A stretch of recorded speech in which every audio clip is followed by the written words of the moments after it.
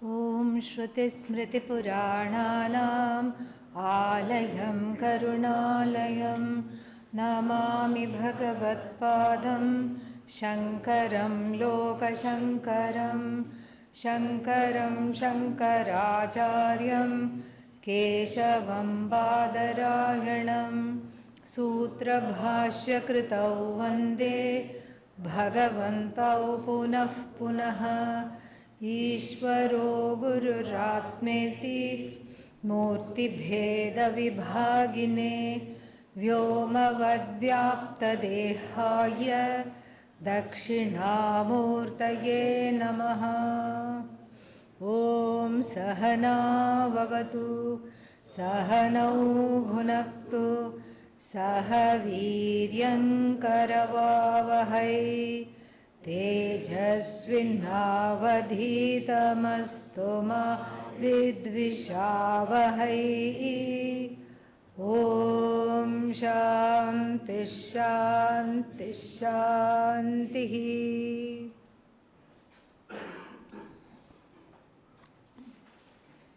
Some important verses of this important chapter, 9th chapter. And we saw the most famous verses, Maya Tatamidam Sarvam, 4 and 5, we have seen. Maya Tatamidam Sarvam Jagadavyakta Murtina Matsthani Sarva Bhutani Nacha Aham Teshu Avasthitaha.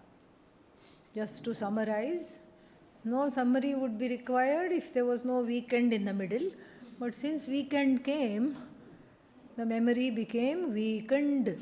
Okay. So, therefore, we have to summarize it a little bit. So, Maya Tatam Idam Sarvam. By me, this whole universe, Idam Sarvam, what? Jagat. Idam Sarvam Jagat Maya Tatam. By me, the entire universe of names and forms is pervaded.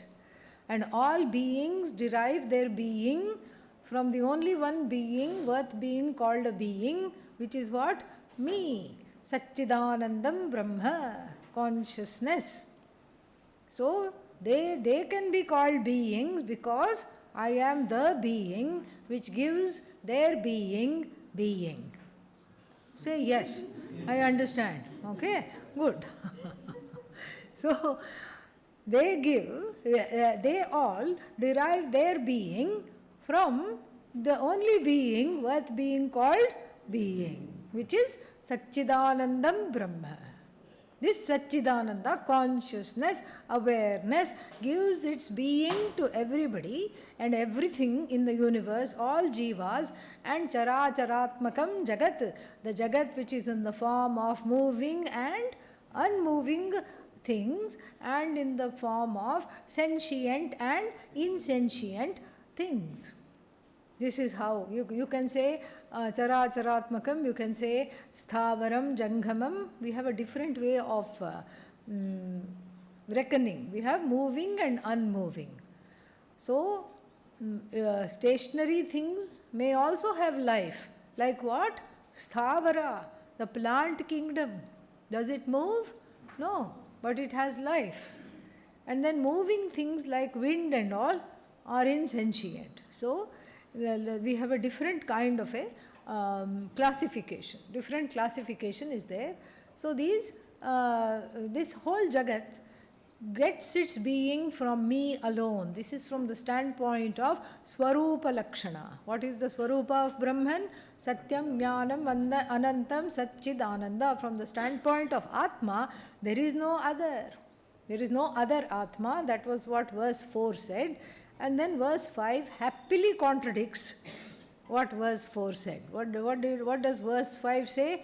Nacha matsthani bhutani pashyame yogam aishwaram bhuta bhrit nacha bhutastha mamatma bhuta bhavanaha. So, the verse 5 appears to contradict. What does it say? Nachamatstani bhutani. What did verse 5 say? Matsthani bhutani. Nacha matsthani bhutani means even though I give everything its being, every single thing, I give the being to that very thing, but then what happens? What happens is that I am not connected in crafting and creating everything. Do not think that I am some kind of a creator outside of the scheme of Jagat, like a potter.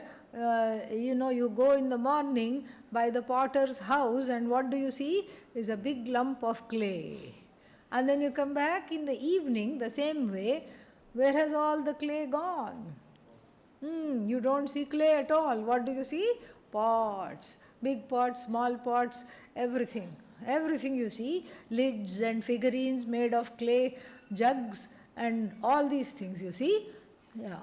If somebody is sleeping, please wake up and turn off the alarm. Yeah. So, so then this is the understanding here. So now if I am actually the creator, then I will say I have made this. You talk to the potter and you say, in the morning when I went by your house, I had to pass your house on the way to the market, and then what happened? I didn't see any pots. I saw what? Only clay. Now I come back and I see a whole lot of earthenware. And what will the potter say? I made it all. I know each and every history of each and every pot. I made it. I am the maker. But here Bhagavan doesn't say that. Bhagavan says, these things do not have their being in me. In the sense, I am not the holder of all this whole Jagat. Otherwise, there will be a duality. What kind of a duality? Maker-made duality. Adhara, adheya duality. Adhara, location. Adheya, that which is located. Or you can say ashrita and ashraya, same thing.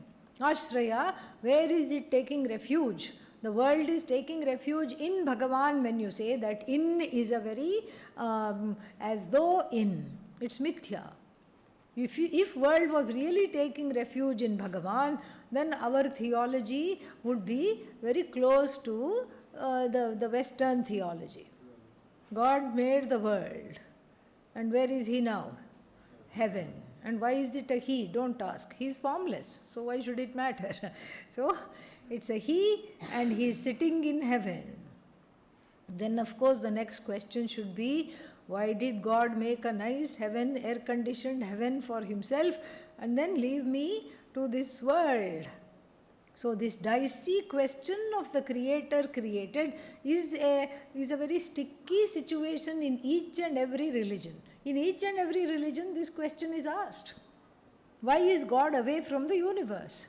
And this world is not easy to live in. It has all kinds of duality. Duality is equal to conflict, strife, sorrow, and what is that? Up and down, changes and hierarchies. Someone is low, someone is high, somebody has money, somebody doesn't have money. All this comprises the universe. And what kind of a creation did this God make? God threw me into this creation and washed his hands off. I am not part of this, I am away. That is not the purport of this verse. In every religion, this kind of a dicey situation exists, even with the Dvaita Mata, Dvaita Darshana, in our own tradition. Lord is where? Vaikuntha. Vaikuntha. Why did you go away there and leave me with this Kuntha? We have to ask. Yeah. That's why it's called Vaikuntha. Why is there Kuntha for me? This is the question. Kuntha means paritapa. That didn't help. What is paritapa? Suffering. Yeah. Suffering and questions, unanswered questions, all are there. So why is there this Kuntha for me and for you? Some wonderful some wonderful reprieve is there for you, and for me nothing is there. Why? This is the question that comes in each and every religion when you posit a God that is separate from this universe.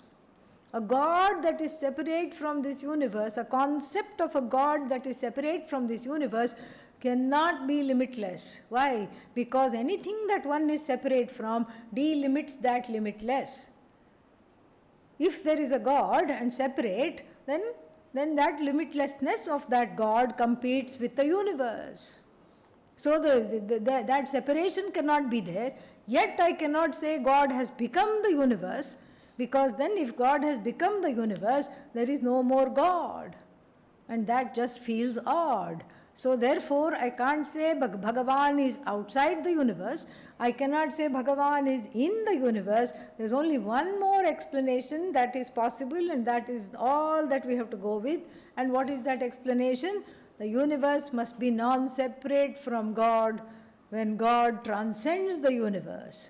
And the difference between the God and universe, the God that we discussed, the God that is posited by the Veda and the universe, is one is mithya, Ishvara and the universe. What's the connection? One is mithya, another is satyam. Which is satyam? Abba, thank God, yes. So, Ishvara satyam, Jagan mithya. Brahma satyam, Jagan mithya. Somebody wrote. A very happy and author showed off, a jnani shows off his knowledge, and he says, Brahma satyam jagan mithya, jivo brahmaiva naparaha. Jiva is Brahman. Jagat is what? Brahman. Na aparaha. Brahman is satyam, everything Jagat is mithya, and Jiva is Brahman. Not any other thing Jiva is. Jiva is Brahman. Brahman here is Ishvara. And then in the next shloka, he gloats and he says, Ardha shlokena pravakshyami yaduktam grantha kotibhihi. Look, you all, I have explained everything, the whole vision of Vedanta in half a shloka. Because only first line is half shloka, like even in the Bhagavad Gita, Anushtup meter, 32 syllables, 16 in one line, 16 in the other line. Samavritta means it should be the same. And so therefore, in 16 syllables I have explained the whole vision, which even 16 crore books struggle to explain. So this is all that has to be known, and that all is quite a big head full of understanding. The head has to be turned around to get this understanding, and all notions disbanded. Because the first question that comes when we say Jagat is mithya, then that means, then the people will ask, is the Jagat an illusion? Yes or no? Yes. Whoever said yes, come and see me after lunch. No, it's not an illusion, because illusion means only some few people can see. Everybody, we are all interacting with the Jagat. And so it's not an illusion. Illusion is subjective. Is the Jagat subjective or objective? Objective, because I can see the Jagat. I can interact with you. I can interact with other people. I can interact with the trees. I can go for a walk on the river. And I can do all kinds of things. So that means there is some kind of an objective thing that is there. So-called objective Jagat exists because we all experience it and we see things together.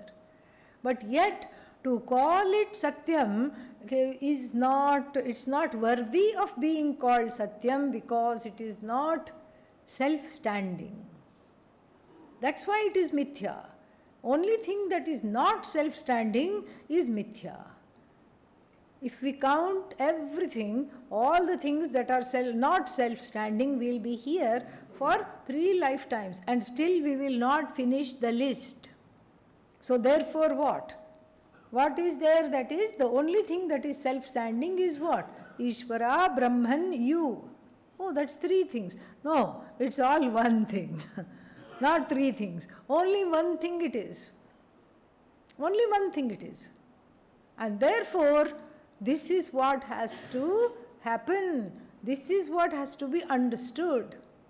And everything else is not self-standing. I am the I consciousness, Satchidananda. I am the only thing that is not relying on another Satchidananda in order to be. And if there is another Satchidananda, what will that be? That will also have to rely on one more Atma. That we cannot have. So we have to stop right here and say, this is the only thing that there is. The buck stops here. The argumentation stops here. Okay, you are the only one. Then what is what is the nature of this Jagat? It is dependent on consciousness. You know, this becomes like a rote understanding. Yeah, it's dependent on consciousness. Yeah, big deal, it's dependent on consciousness. But then, what does that really mean, dependent on consciousness? And wasn't consciousness having enough to do that it came and created the Jagat? And wait a minute, isn't consciousness non-acting?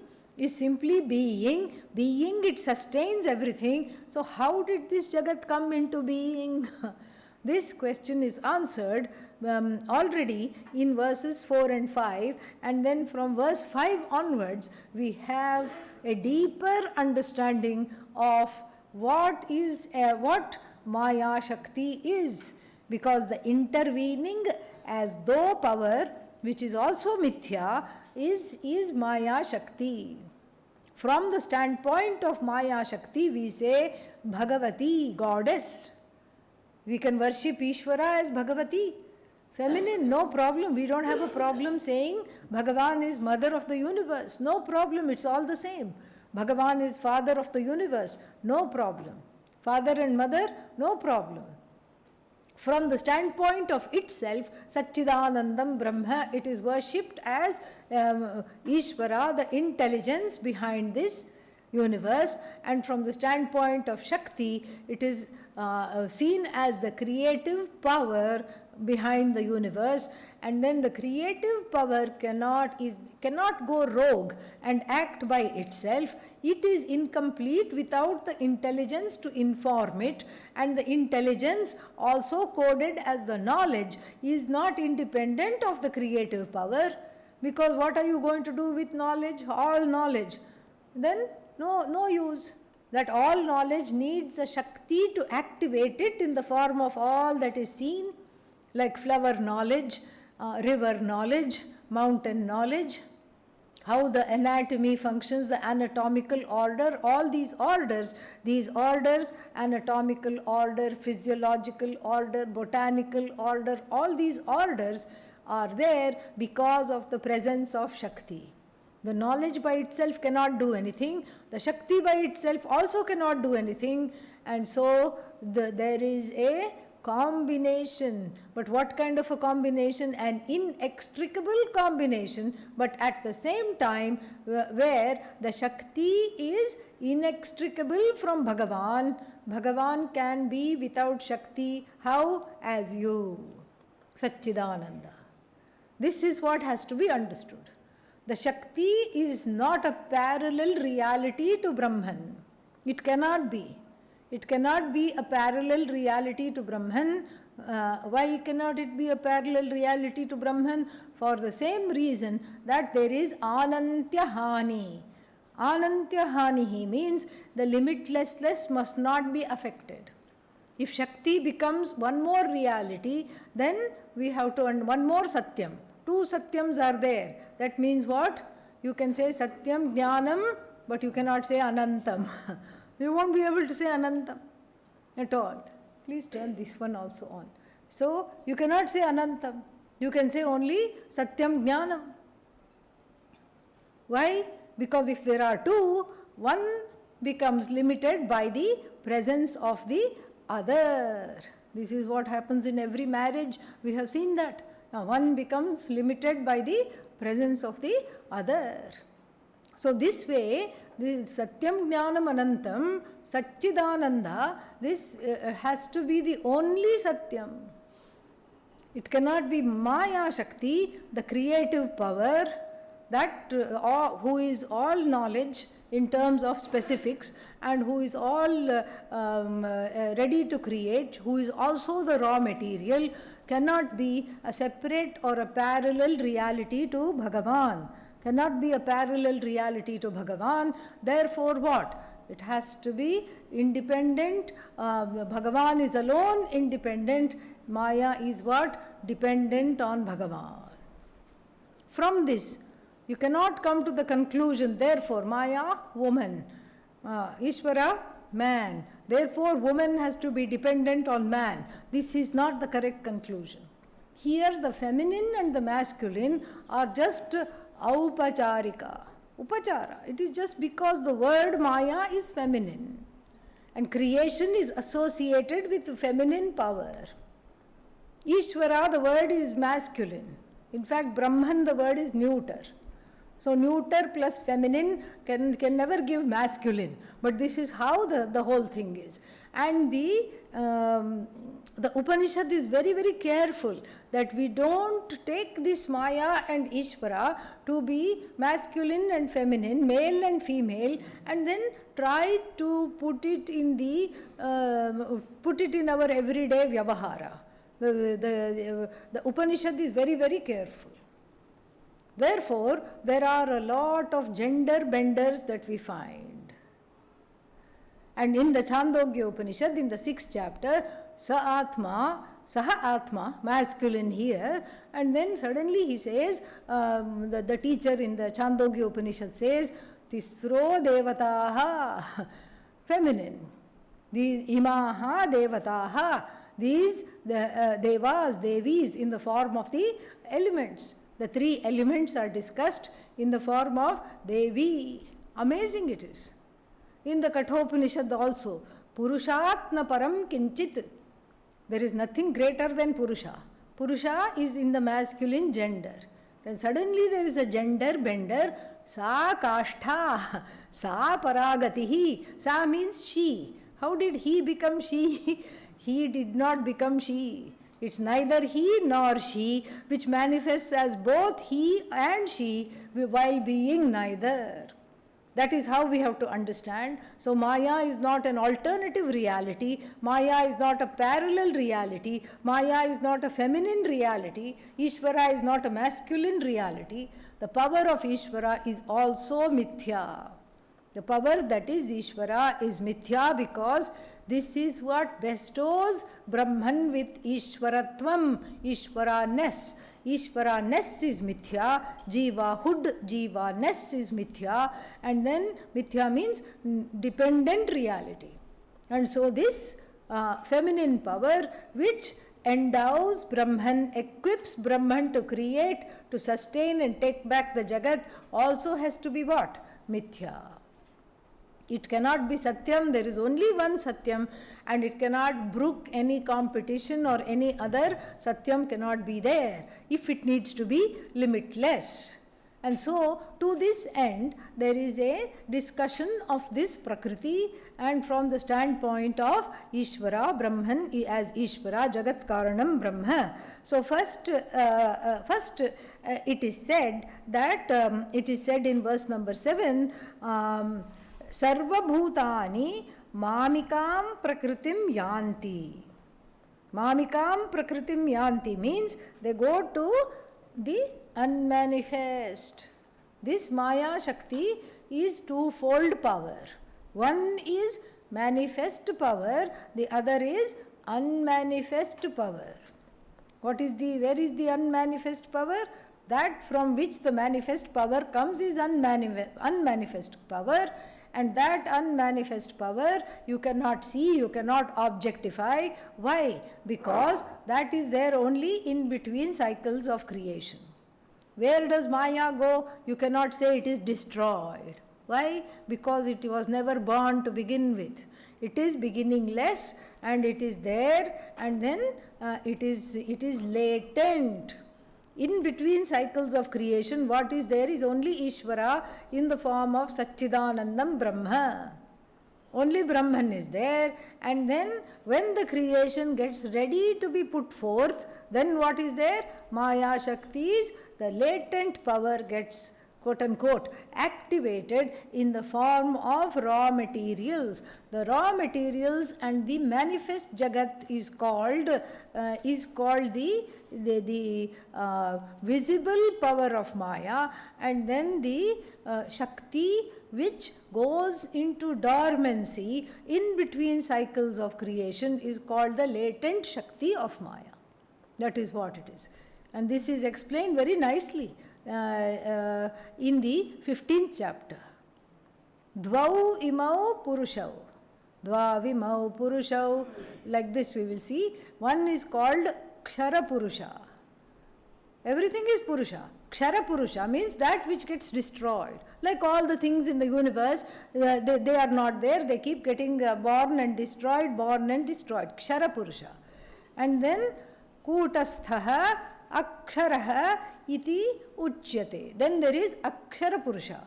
This Akshara Purusha is the latent Maya. Latent Maya. Kutasthaha Kutilayam Gatau. Meaning it is very difficult to ascertain its how it comes, where it is, where it's going. It's very difficult. She is a trickster in that sense. And then will the real Purusha please stand up? Uttamah Purushaha tu Anyaha. That which is the ultimate, which has to be known as myself, is other than Kshara Akshara.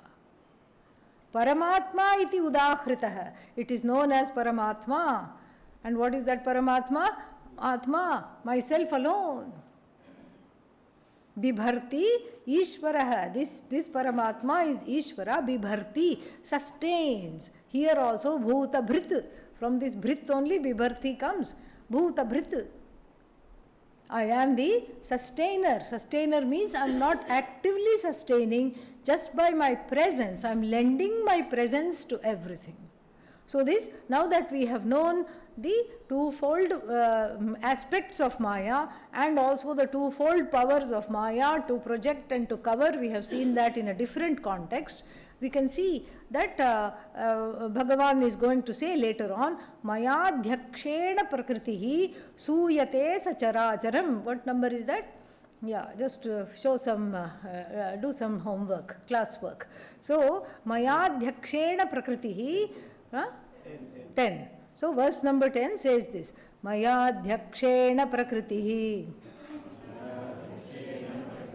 Suyate Sacharacharam Hetunanena Kaunteya Jagad Viparivartate. Yeah, beautiful. And it sums up this whole discussion we have been having, that Maya Adhyakshena. Adhyaksha means what? The one who is in charge. So the knowledge that is there, and what is this knowledge if you ask? It is simply about how the last cycle of creation was. How was the last cycle of creation? Perfect, wonderful. Ishvara doesn't need to reinvent the wheel. Ishvara does not edit and abridge. Has a discussion with Maya. You know, last time what we did was not good. So this time we have to do better. Let's remove those jivas and let's bring in new jivas. Is that possible? Because who are jivas? Ishvara. Ishvaras with a big complex. Ishvara with lot of complaints. Ishvara plus alienation is equal to jiva. So you cannot say bring in new jivas. Nothing. So then Maya Adhyakshena, the Adhyaksha here is this Adhyakshatvam, is in the form of knowledge. And this is all knowledge, including the knowledge of how the last cycle of creation was there. And simply that is as though conjured up effortlessly, like even your dream. Your dream, the raw material for your dream is memory and desire, which you wield to spin forth a magnificent universe which you enjoy in the dream state. And whereas Ishvara, for Ishvara, there is no memory, there is no desire, There is no head, that's why. Ishvara is all knowledge which cannot be fit into a head. Therefore, Ishvara doesn't have a head, okay? So therefore, what is whose memory is it? Whose desire is it? We are forced to say it is Jiva's desire. Why? Because then the question of why was this Jagat created, this is a very funny question, and Adi Shankara writes a lot of bhashya here and says this is an untenable question. He dismisses the question why was the Jagat created, because for every jnani there is no Jagat. It's all oneself alone. It's the self that is manifest into many, many so-called names and forms without really being any one thing. So therefore, for the jnani doesn't look upon the Jagat as something to ask questions about. Kab hua, kyon hua, ye kya hua, kaise hua, like that old movie song is there. So all this is not there. Not at all there. It is not some kind of a thing to be accounted for. Like when you look back, you're walking in the sun and you look back and see what? Shadow? Do you say, ye kya hua, kaise hua, kab hua, kyon hua? You don't ask those questions. Where did this come from? How long it was there? How did it come? Why did this shadow come? You just walk and the shadow walks along with you, and that just about sums up the relationship between Bhagavan and the Jagat. And then there are many, many darshanas, even in ancient India. Some of them are Veda Bhashyaha, and some of them are inside the Veda itself. Some of them are outside the Veda, trying to account for the Jagat. Like the Sankhya system of philosophy. And what does the Sankhya system say? Sankhya system says there is Prakriti, same word that we have encountered here. Prakriti is there, Purusha is there, but Purusha has washed his hands off Prakriti, poor thing. She is doing the housework, she is cooking, she is cleaning, she is taking care of the babies, and then she is doing everything. Terrible marriage, horrible. We don't say that. We say the Purushas. The Purusha means here Ishvara. Ishvara is not unconnected to the Jagat. Ishvara is not connected to the Jagat either. That's why the word Adhyaksha has been used in a kind of the connection is an as though connection in a presiding capacity. And because of this presiding capacity, the Jagat is there, and then we can say Bhagavan is the Nimitta Karana.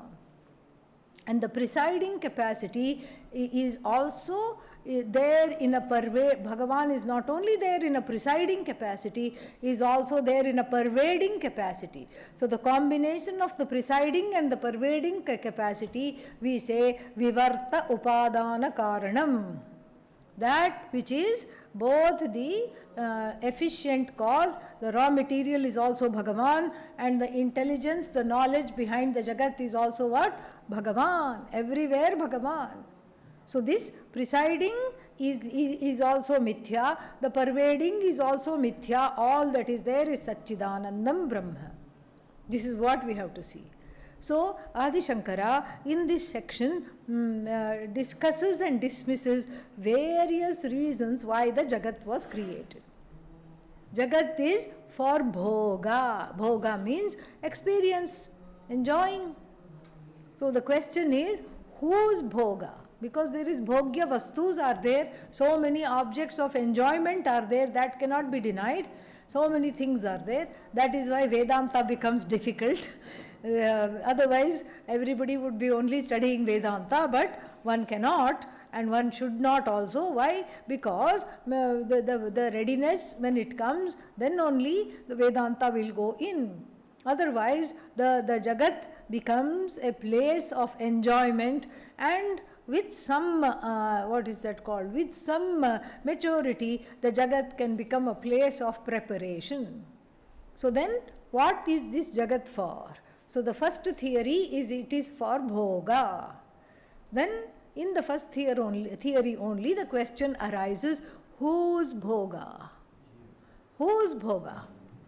So Ishvara is the creator, So is it for Swabhoga? Is it for Ishvara's own Bhoga? Then we have to quickly remember, Ishvara is, who is this Bhagavan? What is one of the Bhagas? Samagram Vairagyam.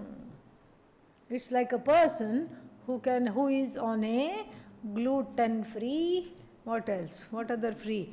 Meat free, fish free, egg free, and then grain free, vegetable free, taste free diet. Okay? In fact, the person is a fresharian, does not eat anything, lives off of fresh air. And this person has cooked a 10-course meal. You ask, what for? So Swabhoga doesn't come into the picture because the person cannot do Bhoga.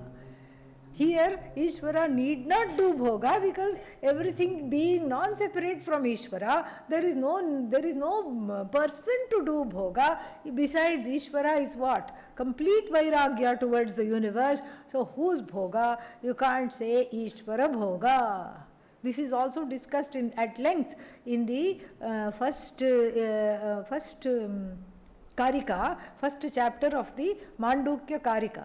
Very beautiful. And they are called, such people who indulge in these questions, the grand guru of Adi Shankara calls them Srishti Chintakaha, people who contemplate not on the Atma but on the universe.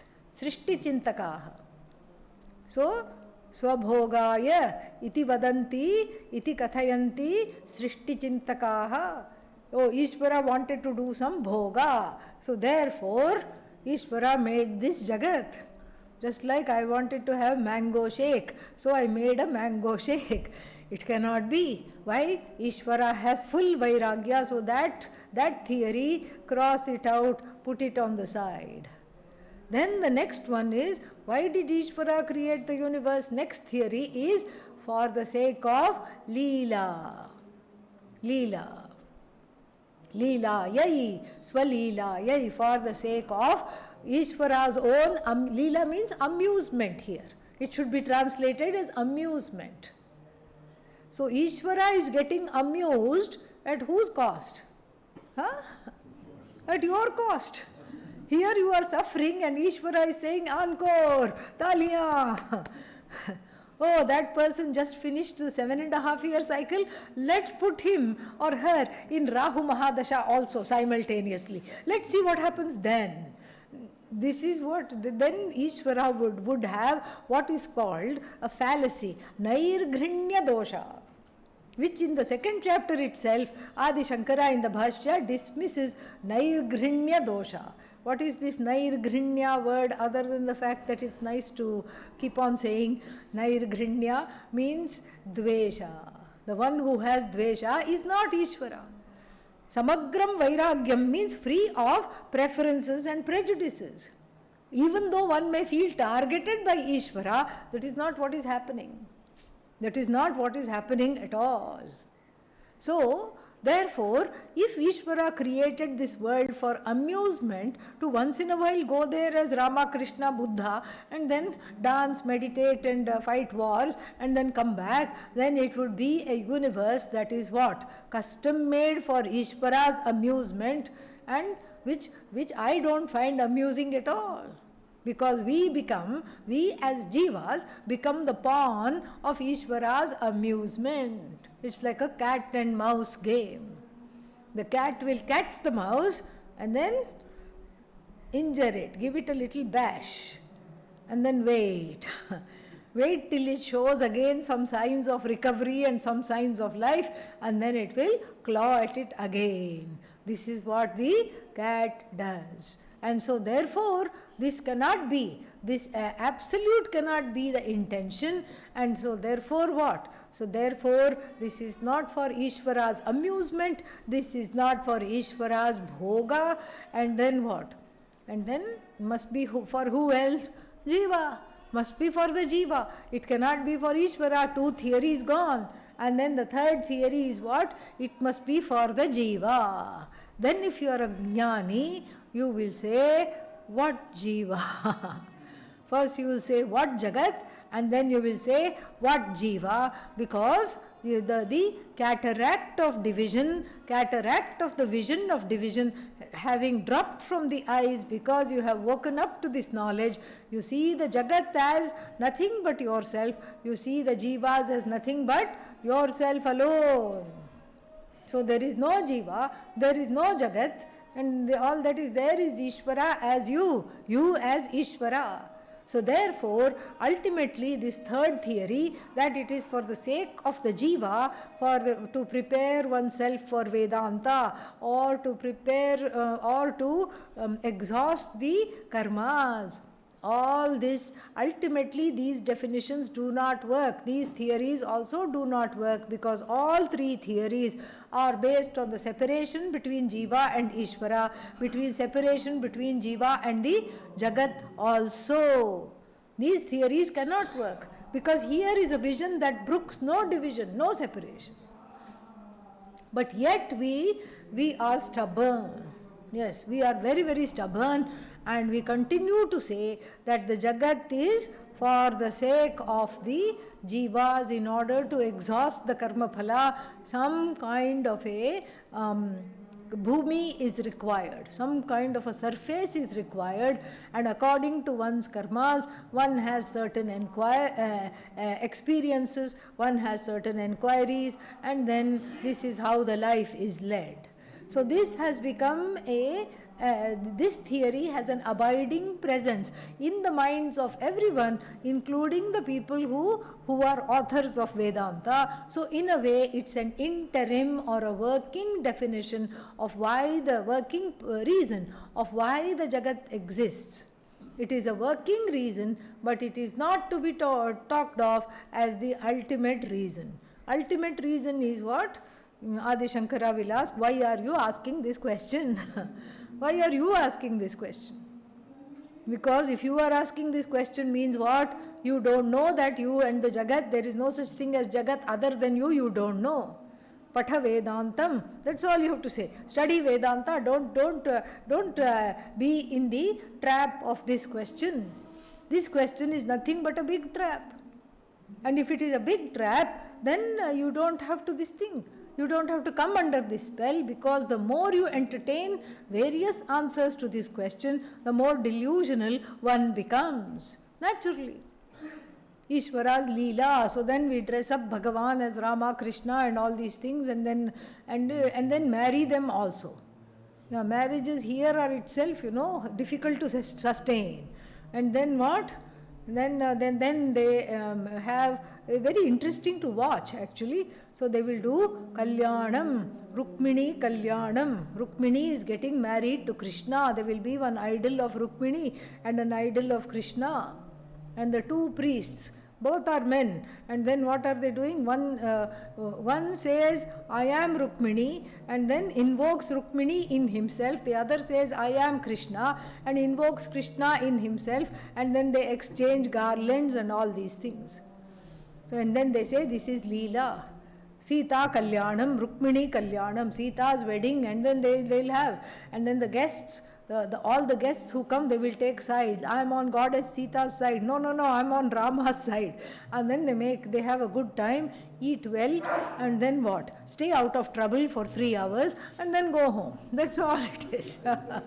Because as long as you are in the quote-unquote marriage hall, then at least you are saying some Bhagavan's names and all these things are there, and then you are staying out of trouble. And so therefore here, this has to be properly understood. We can't even say, theory number 4, we cannot say that Jagat is useless and purposeless. Because the non-existent is neither purposeful nor purposeless. What is the use of the horns of the rabbit? Can I say it is useful? No. Can I say it is useless? No. That which is non-existent, I don't have to have the pressure of finding out what is its purpose. Or I don't have the pressure to prove that it is useless. Of course it is useless because it is not even existent. How can you say it is useless? Because how can you say it is useful? And again, from its own standpoint, why am I having the pressure to say it is useless when it doesn't even exist? the question of purposefulness and uselessness only comes for an existent thing, not for a non-existent thing. And we have to prepare the mind to see the Jagat as what? Neither purposeful nor useless, neither existent nor non-existent. This is the definition of mithya. When we say it is existent, it is from a certain standpoint. From a certain standpoint we say it is existent. Immediately we have to say that it is, we have to edit ourselves and say what? It is a dependent existence dependent upon Brahman. Maya adhyakshena prakritihi suyate sacharacharam jagat. Hetuna anena kaunteya jagat viparivartate. Jagat viparivartate means because of this reason, anena hetuna, this reason the world keeps moving. The world keeps moving, shaking and changing. Why? I am the knowledge which is as though supporting this as though universe, effortlessly. I am this Satchidananda existence. And then, therefore, the jiva does not recognize, therefore, two other things were said. One is that, therefore, verse number 9, nachamam tani karmani limpanti nibadhanti. Why? Udasina avadasinam asaktam teshu karmasu. I am just a witness to this prakriti. Udasina, avadasina, I am unconnected and indifferent to its goings on. I am indifferent in the sense of total vairagya. I do not have an agenda for the jagat. I do not have an agenda for the jivas. That's why moksha becomes a purushartha. What is purushartha? That which is a will-based pursuit. Moksha becomes a will-based pursuit. It is not dispensed by Bhagavan. You are saved, whereas you over here, you are saved, you over there, you are condemned. All the people outside the room who are not studying Vedanta, all the people outside the ashram, condemned. All the people within the ashram, saved. We don't have this kind of a nonsense. Bhagavan does not dispense the punya based on the whims of Bhagavan and Bhagavati. Oh, this one did one extra mala yesterday, give him something. Oh, she did extra puja, give her something. This is not there at all. Udasina avadasinavat. That's what? Asaktam teshu karmasu. And this is exactly how the Jnani also leads her or his life in the universe, does not micromanage anybody and does not tell them what to do, what not to do, etc. Leaves them to be whatever they are. Why? Because the free will has already been given. Along with the body, mind, sense complex, the human jivas at least have a unbridled free will, with which you can do whatever you want. You can choose to pursue this knowledge, you need not pursue this knowledge. Therefore, moksha is not dispensed with a sleight of hand. Here, have moksha, have some moksha. It's not like that at all. And why is it not like that? Because it is not something that I am looking to. I am not looking to give moksha to the people and to give bondage to some others. No. I am just about barely connected with the universe. I am there in a kind of a supervisory capacity, or I am there in a pervading capacity, in a presiding capacity, and in either of those capacities there is no micromanagement, there is no involvement. In a presiding capacity, I just preside over whatever happens, like the king presides, without trying to micromanage what is happening in every principality with every subject whichever is there. No. General presiding happens, and then in the pervading capacity also, I cannot micromanage. Why? Because I am the actionless Brahman, Sat Chit Ananda. So both in the pervading capacity and in the presiding capacity, I am Udasina, I am Avadasina. I am indifferent and barely connected, mostly unconnected with this universe of names and forms. And then, and the free will which is there for the human beings is also built into this framework of the Jagat. And so, Nachamam earlier it was said in the 3rd chapter, Nachamam karmani limpanti name karma phale spriha iti yo ma bhijanati karma bhihi sanabadhyate. Same thing is repeated here. And what is said here is that Nachamam karmani nibadhnanti kaunteya. Na karmani nibadhnanti. Nibadhnanti means they don't bind me. And then what? Because I am free. I am unconnected to the karmas and I am free of the karma. This Bhagavan can say, this Ajnani can also say. What is the difference between Ajnani and Ajnani? Kartritva buddhi is not there for the Jnani. That is what is the difference. Jnani and Ajnani, both of them, let's say, have a thought. What is the Ajnani will keep fluttering like a fish out of water.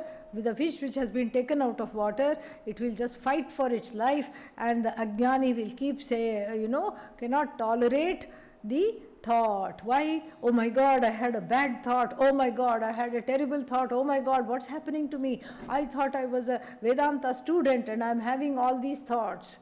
What is the thought? Some difficult thought involving somebody else. Maybe the thought is, I wish I could nicely bash them up. The thought came, and then the Ajnani spends 3 days in guilt. Or the thought came, that person is going to bash me up. Of course, they don't like me, and then the Ajnani spends 3 days in hurt. Why? Because the ownership of that thought has been taken on. Kartritva buddhi and bhoktritva buddhi have been taken on as myself alone, as my own definition, because of which suffering takes place. And because of this suffering, the person completely falls apart. This is Ajnani. And what does the Jnani do? The Jnani says, the thought is because of Prakriti, not because of me. Prakriti is what? Sattva, Rajas, Tamas. Sattva, Rajas, Tamas are there, and then whatever happens, happens. And then thought comes, thought goes. I am not this thought. There is no ownership of the thought, and there is no ownership of the being the agent of the thought either. So this is what it is. So because in the 8th chapter he had, in the 8th verse he said, Kritsnam avasham bhutagramamimam prakriter vashat visrijami. My own prakriti I create, and this prakriti has its own force. And this force is, of course, presided over by me, pervaded by me, and this, but I am not in charge of this force in the sense of micromanaging the force. So therefore, thoughts may come, thoughts may go. The Jnani will just say, that was a thought. I did not really bash up this person. This was a thought. I did not get bashed up by this person. That awareness being there, this is this is what is the problem between Ajnani and the Ajnani. That's why the connection between the Jagat and Ishvara is pointed out as Mithya and Satyam, while the Jagat is not separate from Ishvara. Ishvara is not part and parcel, has not become the Jagat. Therefore, Vivarta Upadana Karanam. Vivarta means Vividham Vartate. Without undergoing any change, the whole universe has come. Without Bhagavan undergoing any change. 11th one, Avajananti mam mudhaha Manushim tanumashritam param bhavamajanantah mama bhuta maheshwaram moghasha mogha karmanah moghajnana vichetasah rakshasiim asuriimschaiva prakritim mohiniim shritaah mahatmanastu mam partha daivim prakritim ashritaah bhajantyananya manasah Jnatva bhutadim avyayam. Avajananti mam mudhaha manushim tanum ashritam. Avajananti means they know me wrongly. They know me wrongly as a guy in the sky. Bhagavan is someone outside of this universe. They fail to recognize me as the truth of themselves, living very much in their own body, mind, sense complex. I have taken recourse to the human body, human mind, human senses. I am presiding and pervading the human body. I am the indweller of this body, mind, sense complex. Nobody sees unless they are coming under the instruction of Vedanta. Otherwise, they are under the spell of Prakriti. Under the spell of Prakriti, when you take Prakriti to be self-standing and real, then what happens? The Bhagavan as the indweller, the Ishvara within, is not recognized. You look for Bhagavan up there. You point to the sky as though it is outside of the scheme of things. And so like this, param bhavam ajanantah, they don't know. They don't know my ultimate nature is what? Satchidananda. That Ishvara, which is the Satchidananda, the presiding presence in all. This part, the pervading presence in all, this they don't know. What do?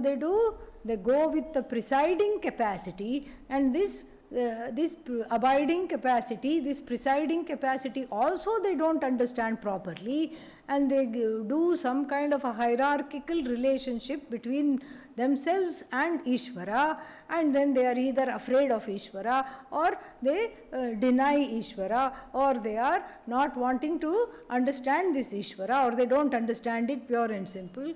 And very few people are able to see me in the pervading capacity, as pervading the very body, mind, sense complex that is complaining there is no Ishvara. What Ishvara? I don't believe in this Ishvara. Why Ishvara? The one that is having all these questions, the one who is having all these questions is what? Ishvara. This they don't understand. Why? Because there are some things in the way. They come under the spell of Maya, means they don't come under the spell of Maya, who is all knowledge for Ishvara. They come under the spell of Maya, means Avarana Shakti, their own ignorance. Maya for the beings is Avarana, ignorance. They come under the spell of self-ignorance, and then they suffer. So what are these people? They are to be pitied. They are to be pitied because they have gone far away, not from me. What have they gone far away? From the truth of themselves. Because I, Ishvara, am the truth of themselves, they have become totally alienated from me. So they are moghashaha. They have various, because since they have become alienated from me, they don't listen to any inner voice or inner guidance that I could provide in the form of their own buddhi. That buddhi is the sarathi. We see this in the Kathopanishad. Buddhi is the sarathi. Sarathi means what? The driver. Buddhi is the driver. Buddhi is the inner guru, and in the picture depicting the Bhagavad Gita, Lord Krishna is holding the reins of the horses, which are the sense organs. The reins are the mind. Arjuna is the jiva here, and Lord Krishna is the Buddhi, turning to face the jiva and give it upadesha. So they don't listen to that inner voice, which is me alone. They refuse to be guided. Why? Because of the self-ignorance. There is a mounting pressure of all kinds of desires, because the self-ignorance makes them feel useless, purposeless, small, all these things. So therefore, what do? They overcompensate by having their own agenda. Since the creative power in them is me alone, I let that agenda be, because what else can I do? And this agenda is fine as long as it's in keeping with dharma and anything and everything. But most of the time it is not in keeping with dharma because of the pressure to fulfill certain things. So many desires are there. The pressure to fulfill the desires make people go away from dharma. So they are called, such people are called moghashaha.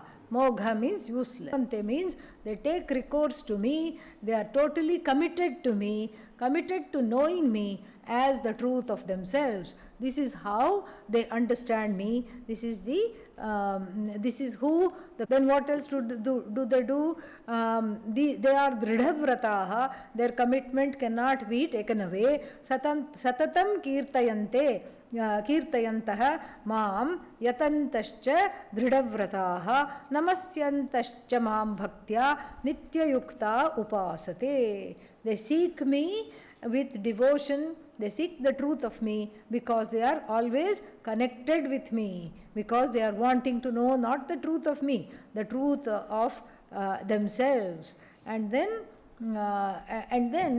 there are some more verses presiding. So having talked about the pervading aspect of Bhagavan, then the presiding aspect is also talked about. Pervading aspect means what? The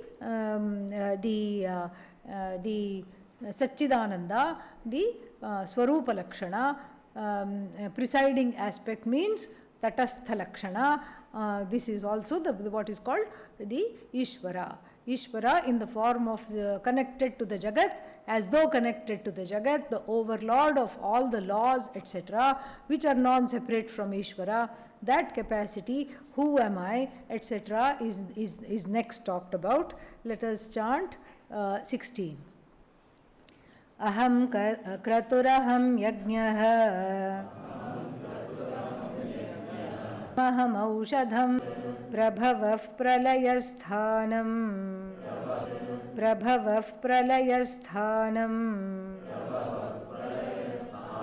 nidhanam bijam avyayam tapamyahamaham varsham nigrinhamyutsrijami cha amritan chaiva mrityuscha sadasachaham arjuna. Tune change notification. Traividya mam somapah putapapah yajñairištva swargatim prarthayante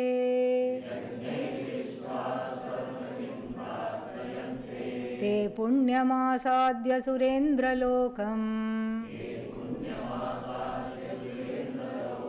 ashnanti divyan divideva bhogan te tvam bhuktva swargalokam vishalam क्षीणे पुण्ये मर्त्यलोकं विशन्ति एवं त्रयी धर्ममनुप्रपन्नाः गतागतं कामकामा लभन्ते अनन्याश्चिन्तयन्तो माम् ये जनाः पर्युपासते तेषां नित्याभियुक्तानां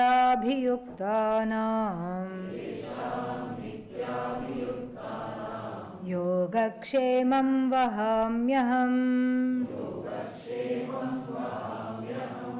We see this tomorrow.